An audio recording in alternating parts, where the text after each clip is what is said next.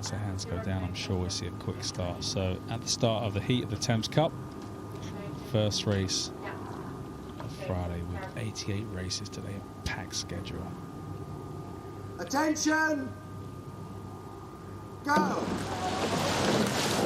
Day 3 of Henley Royal Regatta 2019 is underway. Quarterfinal of the Thames Cup. Both crews out the block. Straight away, the umpire is warning the Dutch crew to return to their station. And that's the last thing you want when you go out the blocks, isn't it? And it's tough because when you're in the 8s, it's so intense off the start. You know, the most amount of people you're ever going to get up there, and there's a lot of noise.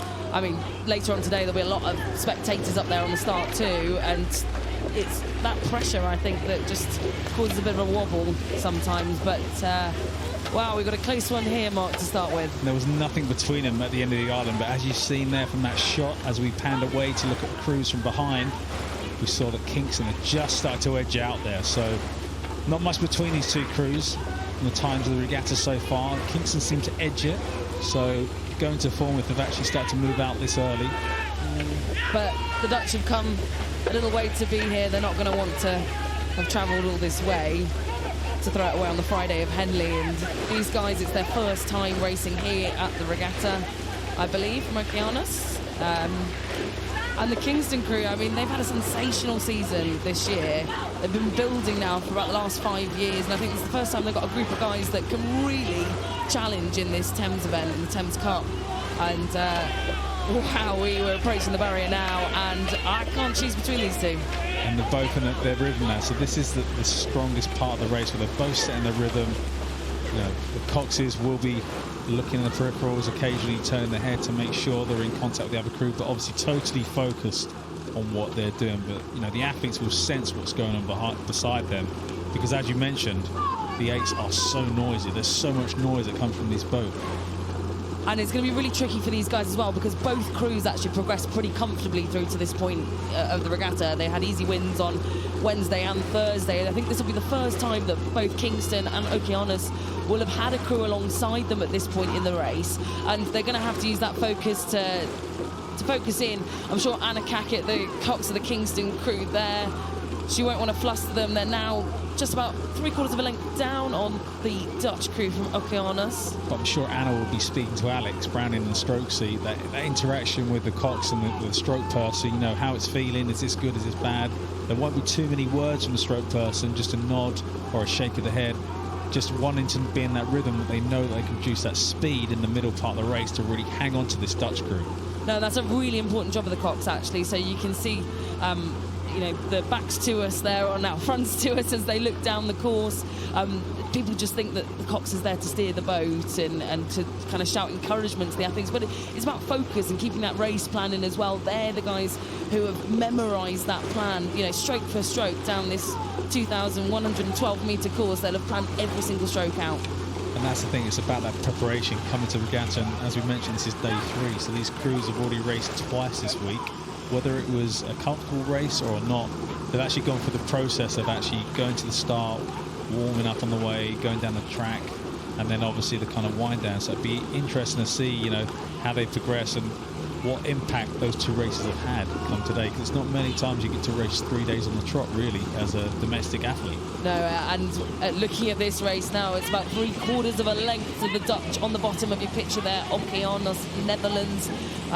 Just extending that out to a length as we come through towards Remenham. And previous races actually is going to be really important here, because they've got a length to make up Kingston, and you've got to have something in the tank for the final sprint. And that's it. And this is where Okeanos will, I'm sure, just want to keep just moving that gradually. You know, that base pace rhythm is so important, especially in the 8. Once you come onto that base pace, there's not really much you can do to change the speed. It's very difficult. Well, it might change now, because I can hear the Remenham roar, even at this time in the morning, first race of the day. Kingston, of course, members of the Remenham Club, one of the founding clubs of that base that they've got there in the middle of the course, and you can hear the shouts for them, the local crew. It's stunning to hear at 8:30. And hopefully that's the lift they need coming into that dead period, really, where you've got all the trees and the bushes. There's not much sound after Ronan before you hit the regatta enclosure. And then that noise will start to mount and mount and mount into the finish. Both crews looking really tidy here, actually. The rhythm that they've both set through the middle part of this race has been exceptional, and Kingston now just going for the wind. I think they're going to have to go early. They're passing through the regatta enclosure, and they've got a length to make up. That's going to be tough work, Mark. And this is where Anna's job in the coxswain seat is so important, feeding that information to the crew, digging deep every stroke. This is it. You've trained all year for this event. I just saw a quick sneaky look there from Alex Browning in the stroke seat. I think he wants to know how many gears he's got to go up to get them moving through. The crew on the right-hand side there, Okeanos, Netherlands. I think, if anything, Okeanos actually has lowered the rates. They look a little bit more calm, a little bit more chilled out than Kingston, but Kingston really rising it now. They do look so strong there. They're sitting there every so often. The stroke of the Okeanos crew, Ruben Krukas is looking across, looking at his opposing man. Just giving him the eye, knowing he's in control as he leads his crew home as they come towards the end of the enclosures. They're approaching the floating grandstand.